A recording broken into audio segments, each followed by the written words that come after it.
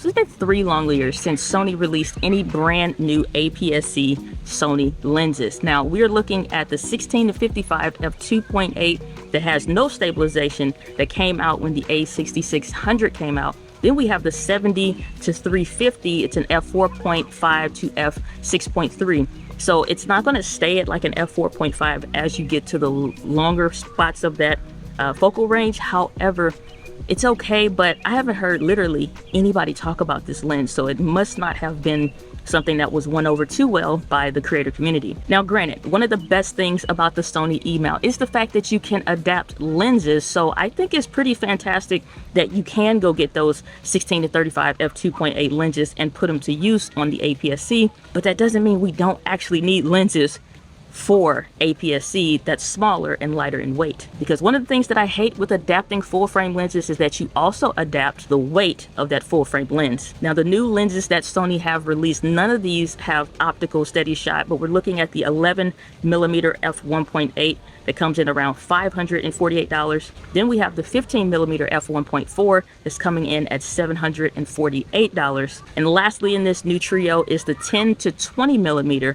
f4. It's a power zoom and G lens that's coming in at $748. So even though I think across most lenses this is fairly cheap, but they aren't necessarily cheap, if that makes sense, especially when you're looking at third-party options that are available. Now there's actually a ton of third-party lenses that are available for the Sony APS-C mount, and honestly we've had to rely on these third parties, brands like Sigma and Tamron. You also have brands like Yongnuo and Samyang and Rokinon that have also released lenses not just for APS-C but mostly for the full frame lenses, but they're small enough and the right focal lengths that it actually makes sense to use them on APS-C. Lenses like the Tamron 11 to 20mm f2.8, the already existing Sony 10 to 18 that I actually have and we'll see some footage of in this video, in addition to the Sigma 16 f1.4 lens and even the brand new Sigma 18 to 50 that's an f2.8 lens that's honestly cheaper than all of these new ones that they're just coming out with. And there's another lens that I haven't honestly covered a ton, but it also doesn't have optical steady shot, but it's kind of competing with that 11mm, which is the Samyang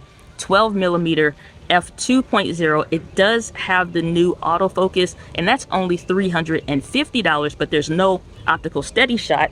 Oh, and there's a fly in my face. Ain't about that life, mosquitoes, find yourself. But when you start looking now that the Sony actual lenses don't have any stabilization in them, and third-party lenses that are comparable and honestly way cheaper don't have stabilization, it makes you look a little bit more favorably at these existing lenses that are already out there. So Sony made these lenses super light, super sharp, but not necessarily super cheap. The existing 10 to 18 was already a lens that honestly there were no comparable lenses until the Tamron 11 to 20mm lens that just came out, but that's an f2.8 and there's no OSS. So when it comes to vlogging, you're going to have to rely on that active steady shot that I honestly don't care for when you really are walking hard or you're trying to vlog doing something. And nobody has time to really vlog politely or safely in that way. So it's kind of weird that it feels like it's tearing or ripping.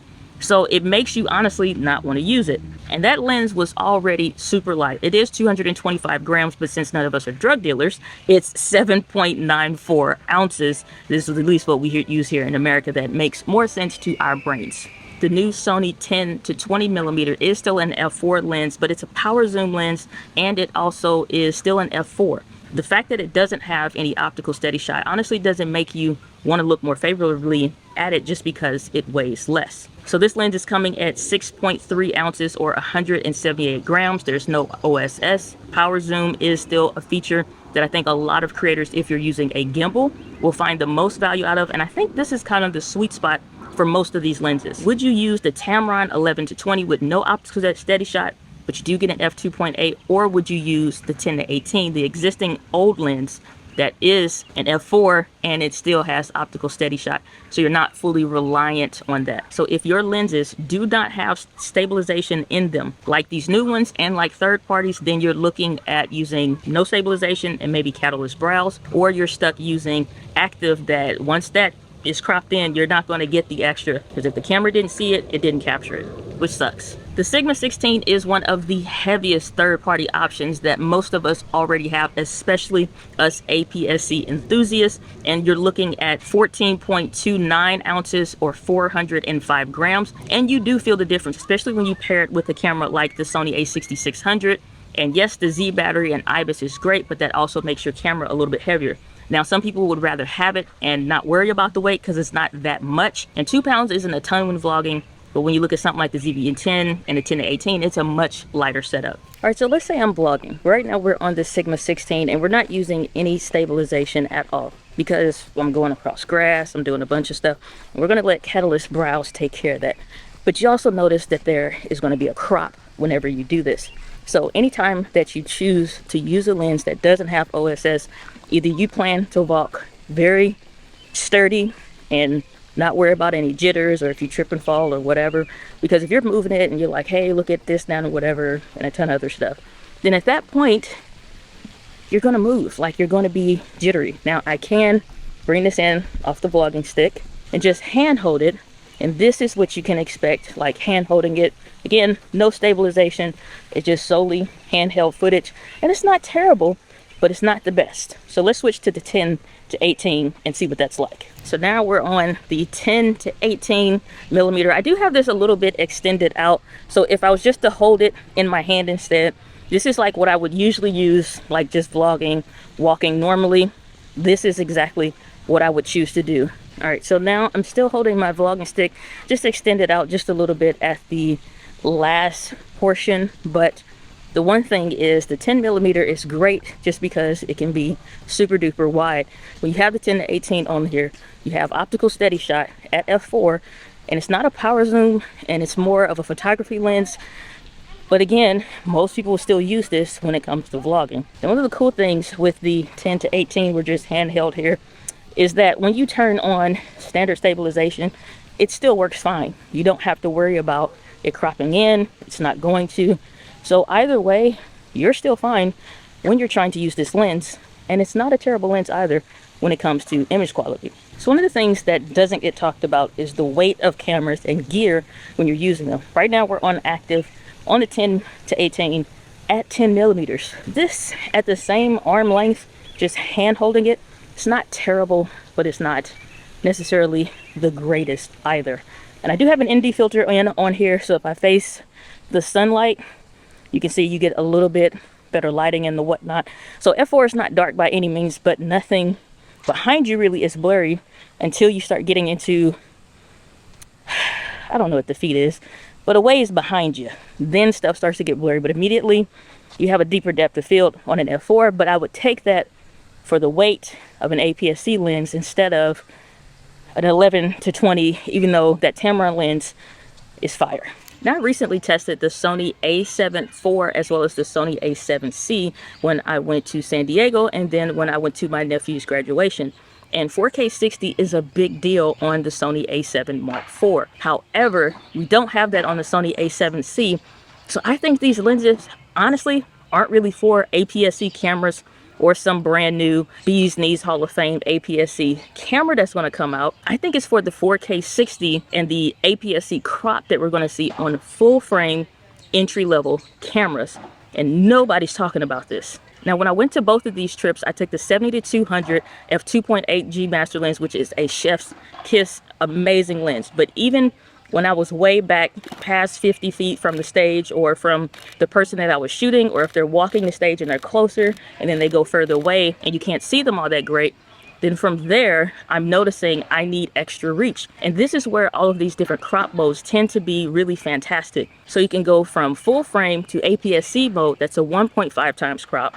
Then you can add on active stabilization, that's about a 1.4 times crop, at least in my use case from when you're using clear image zoom. When you're using clear image zoom, it's at that 1.4 that you notice that you're mimicking exactly what you would see in an active stabilization, especially on something like the Sigma 16 that I'm using right here. So this is as wide as this lens is, and the variation isn't going to change. So notice the trees and everything behind me, and we're going to switch to active stabilization. And this becomes a super close-up shot in active stabilization. Now, if I go to 1080p, so I can have not only the 2 times crop, or even if I stayed in 4K, it would be honestly the same, a 1.4 times crop. All right, so if we go back to no stabilization on here, but we use the clear image zoom to go in to about a 1.4 times, it's exactly the same. So on 4K, when you're trying to use the clear image zoom, you'll notice you don't have a full f2.0, you only have an f1.5 times crop. So as you're incrementally moving in, when you get to that 1.4, it's the exact same. So when I use the Sony a7 Mark IV, you're already using 4K 60, which is incredibly sharp and very high quality, especially with the fantastic lens like the 7200. Now you add on APS-C crop. Now you add on active stabilization, because holding that for a long time, your girl was shaking. And it don't matter, I couldn't hold it together. A monopod would have been great, but that's after the fact. So literally, to get from one side of the stadium to the other side of the stadium and punch in for those great shots with my nephew on the stage, I would have needed a way bigger lens, but with the crop modes, I can use that. But when it comes to vlogging, I don't want to use any of that. I want it to be as wide as possible, and something like that 11mm lens is going to be fantastic in APS-C mode. Even if you wanted to do 4K 60, and I think this is why we're seeing these lenses, I very much so hope that I'm wrong. But let me know what you think down in the comment section. Do you think we're going to get some fantastic new high-end APS-C camera? Or do you think that it's based on my assumption and we're not going to actually? And it's been a long time since we had a solid APS-C high-end camera. The a6600 is fantastic, but I honestly think it needs an update. It needs a serious update, not marginal, but a serious update. I do want to see that 10-bit 422 so that you have an expanded dynamic range to be able to put that to use like you see in the a7 IV. And I honestly do think it's time for a new sensor and some really good APS-C features, because unless you're going to Fuji, we're just not seeing that out there in these streets, in the real ones. So let me know, do you want a high-end APS-C camera? And if you did, what are the features of your best dream camera down in the comments down below? Or are you just ready to move to full frame and call it quits on APS-C? That's where I'm gonna leave it for this video. And as always, guys, with passion, I'll see you in the next video. Ooh, cause there's too many flies out here.